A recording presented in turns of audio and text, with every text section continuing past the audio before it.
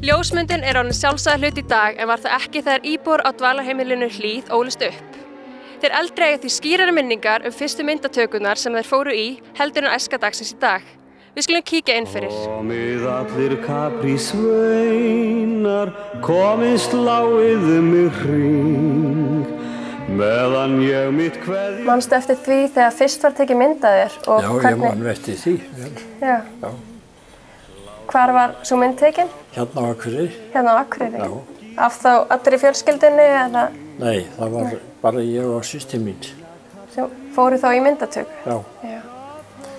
Og við áttum heima hérna vestur í Ásnadal. Já. Og vorum bara labbandi til Akureyrar. Já. Ég held að það hafi verið 35 kilometrar. Á hvað aldri þá? Ég var eitthvað innan við 10 ára. Já. Og gistum á einum bæ á leiðinni. Já. Það hefur verið mikið á sig lagt. Já. Til þess að komast í myndatöku. Já. Og hvernig var tilfinningin að sjá svo myndina? Fannst þér það sérstakt? Nei, það var bara eðlilegt. Já, eðlilegt. Já. Bara ánægður með myndina sem þú fékkst svo? Já, já. Já.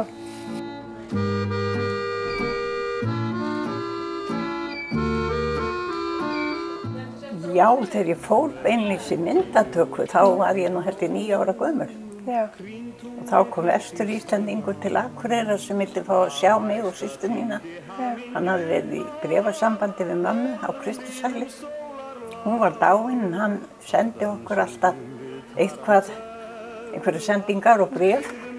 Og svo vildi hann fá að sjá okkur og hann bjó á Hótel Goðafossi. Og þangað pantaði hann ljósmyndar og lét taka mynd. Já. Og áttu þær myndir enn í dag? Já. Af þér og systur þinni? Já. Já. Og honum. Og hún? Hann hét Sophanías Þorkelsson. Já. Og hvernig fannst þér að sjá myndin af þér?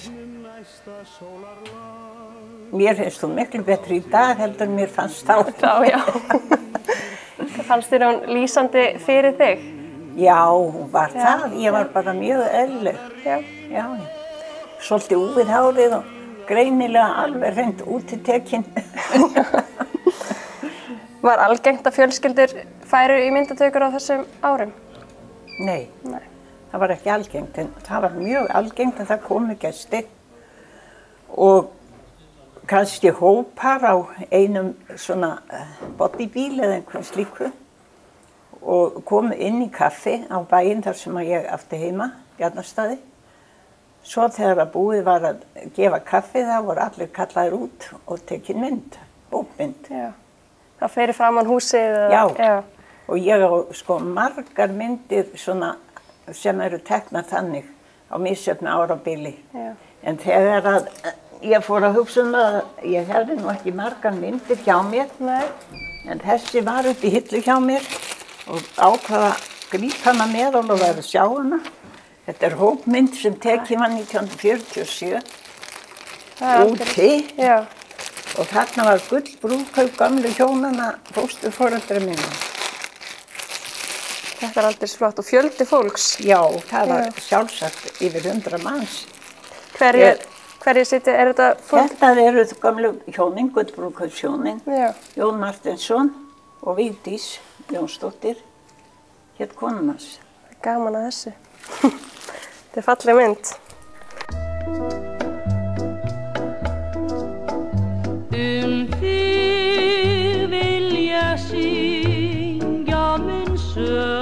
Manstu eftir því þegar var fyrst tekið mynd af þér og hvernig var svo upplifun?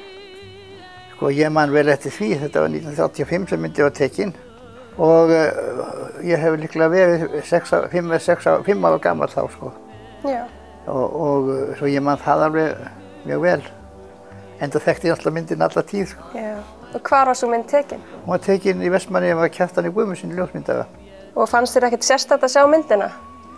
Ég minnist þess nú ekki að það hafi neitt svo sérstakt sko, en hún var bara þann hluti af manni sko, eða umhverfinu sem maður bjó í sko. Svona talin dýrmætt kannski? Já, sérstaklega seinna meira vegna þess að þá dáið þessi ljósmyndari að þá fannst tölvöld mikið nokkra kópíur af myndinni sem við fengum sko. og þess vegna er ég með eina á þeim. Já. En var þá mikið að væri verið að skrásetja atburði með myndatökum? Nei, það held ég hafi nú ekki verið, nema bara menn sett þetta í albúm hjá sig og kannski merkti við það eitthvað ef það var eitthvað sérstætt svona, en annað ekki held ég. Nei. Meira svona uppstillt og... Já. En svo var fjöldinn allir sem var bara með þessar kassamyndavélar sem voru svo einfaldar að það var fyrst slegið niður og svo næsta mynd það var slegið upp, sko. Já. Og Kodak. Já. En er það einhver mynd sem í sérstöku uppáhaldi hjá þér? Já, þetta er faðir minn hérna. Sko, ég hélt að þetta væri tekið 1909 á Vopnafirði en sennilega hefur það tekið 1908 til út af því að yngsta systir hans fæddist þar 1908, sko. En hún er ekki með þessari mynd. Nei. Og þetta afi minn, hann var fæddur 1859 og ég var 12 ára gamall þegar hann dó, sko. Og ég átti heim í sama húsi hann á Eskifirði, þar sem ég fæddist, sko.